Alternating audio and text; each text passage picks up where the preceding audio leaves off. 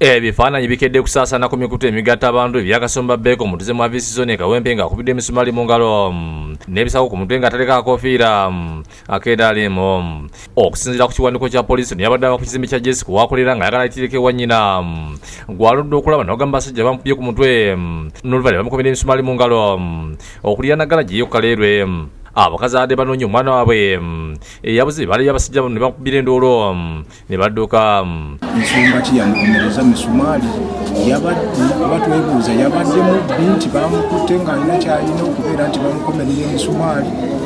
Kasumba nga mu kiseera kino abasawo emulago bamuggyeemu emisumaali mu ngalo yabulidde poliisi nti olwabamutuukirira nti alekerawo okuwagira NRM ne Pulezidenti Museveni ng'alowooza nti bebamutuusiza ku kino. Tewali omuntu okusitiisatiisa munne okulegerawo okuwagira ekibiina kyayagala bapata kyayagala. Omu ku bantu bavumiridde ekikulu ekyamutuusiddwako. Si kusanga muntu olw'okuba ayambadde yero oba ayambadde green bamukwate bamukola ki olw'okuba olugoye lwayambadde bamubonereza. Omuwagizi wa poliisi mu Kampala n'Emiliano Patrick Onyanga ategeeza nti batandise okunoonyereza abamutuusizaako obulabe. Okunoonyereza twagala kubakwata tubavunire omusango gw'okugeezako okutoka. Ebyo nga bibityo famire ya Mariam Nagirinyo emyaka 8 abadde asula erungujja esatira abasajja atategerekese olunaku lw'eggulo bwe bamuwambye nga yakatuuka ewuwe ku ssaawa 5 ez'ekiro.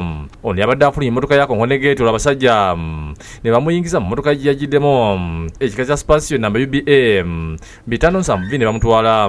Omwana omutatera okugulya Nagirinya yagenze okutukunga alagana n'abasajja bamutwala nga mukulu Harriet Nakiwejwe bwalambulula. Nankubira essimu kusanga 5 n'eddakiika 5 nga ngamba nti Harriet nga bw'akaaba nkubidde essimu nga ngamba Harriet nti nkyo Maria bamukoze eki Maria bamututte. Nakiwejwe agamba nti poliisi yekoze ku kye bakafunawo kye kyakambira enkesi gavumenti yateekako ngulu nga zino zasobodde okulaba emmotoka bamutwalidde ngeri mu bitundu by'ekireka.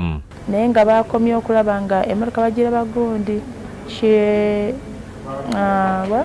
eno ku lw'egundi Jinja Road way out this way bweyogera kireka gye bagirabye bwe bakomyawo okulaba. Abigenda emikondo bakuganyibwa Kire Francis Lwa mu Kamwanyi Zone Ensambya nga basobeddwa. Omuntu yenna alina wamulabye oba bamusudde oba bamukubye oba eddwaliro oba awantu wonna ebifaananyi tubisharinze mutuyambe mu poliisi ebali okumpi information tusobole okutandikira awo.